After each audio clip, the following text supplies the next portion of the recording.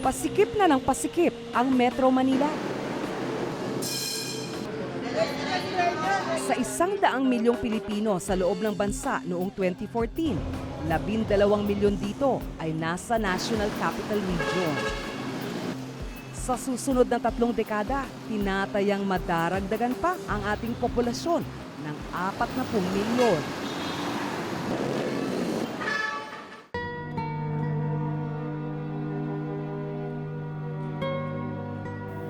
Sa bahaging ito ng Metro Manila, ramdam na ang epekto ng paglobo ng ating populasyon. Hindi rest in peace ang masasambit ng sino mang makikipaglibing sa Navotas Public Cemetery. Masangsang na amoy kasi ng mga basura ang tatambad sa sino mang papasok sa loob nito. Mistulang isang malawak na tambakan ng basura ang sementeryong ito. Sobra namang basura dito. Sinong sasaya dyan, puro namang basura. Kahit sinong tao dito siguro mandidirik. Ang mga basura rito galing mismo sa pamilyang nakatira sa sementeryo. Ang libingan kasi ng mga patay, tirahan na rin para sa mga buhay. Dekada 80 pa nakatira sina Virginia sa ibabaw ng nicho na ito. 1979 nung matira ako rito. May ibinintang bahay sa ibabaw ng sementeryo. Sumali kami sa parang paluwagan. Nung makaipon kami ng 3,000, binayad namin dyan sa taas ng ibabaw ng sementeryo. Sa edad na 65, dito na siya inabutan ng pagtanda. Hindi raw madaling mamuhay kasama ng mga yumao na. Pero di naglaon ay nasanay na rin silang tumira sa sementeryo. 3 ang anak ni Virginia. Dito na rin dumami ang angkan nila. Ang sementeryo ang kanilang tambakan ng basura. Ayon sa tagapamahala ng sementeryo, tuwing Sabado lamang kinokolekta ang mga basura rito. Pero kahit kinukuha ng 1 beses kada linggo ang basura sa mga nicho, tila hindi ito nauubos.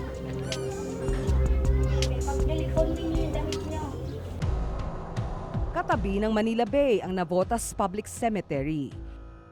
Noon ay maluwag na tabing dagat ang bahaging ito ng Navotas. Pero sa paglipas ng mga taon, nagsimula ng dumami ang mga tao. Napuno na ito ng mga barong-barong at dikit-dikit na kabahayan. Aabot sa 8,000 pamilya ang nakatira sa bahaging ito ng lungsod. Very hazardous ito para sa kanila, no? Alam naman natin na tabing-tabi po sila ng dagat, no? So kapag talagang bagyuhan na, or habagat season, talagang very prone sila na ma-wash out yung kanilang mga kabahayan. Ang ibang pamilya rumerenta pa ng bahay sa ibabaw ng nicho. Si Lady, siyam ang anak, nangungupahan sa ibabaw ng nicho. 800. Opo, ang nagpapaupa po dyan si Kuya Benji. Tapos sa ilaw, ganun din po, submeter. Sumubok na raw maghanap ng matitirhan sa ibang lugar si Lady. Pero dahil marami siyang anak, hindi pumapayag ang may-ari ng bahay na paupahin sila.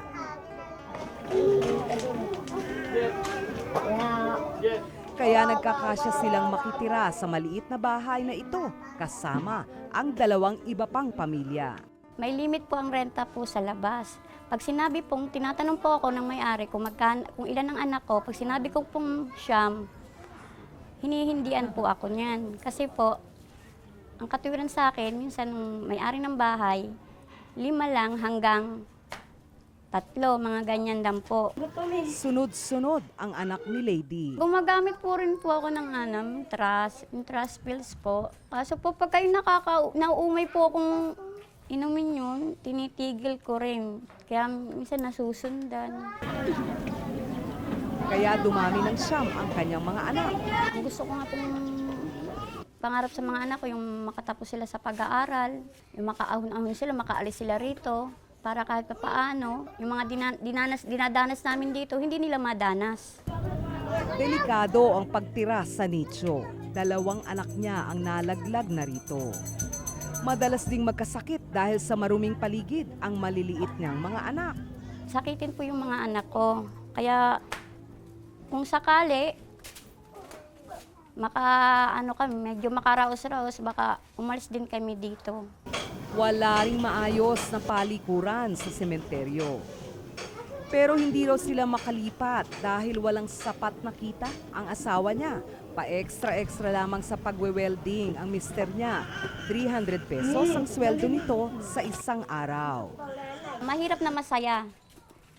Minsan, minsan mahirap pagka nandyan. Ang ano namin, yung makakain ng kami sa isang araw. Madaragdagan pa ang pamilya niya dahil 9 na buwan ng buntis ang 17 anyos na anak ni Lady.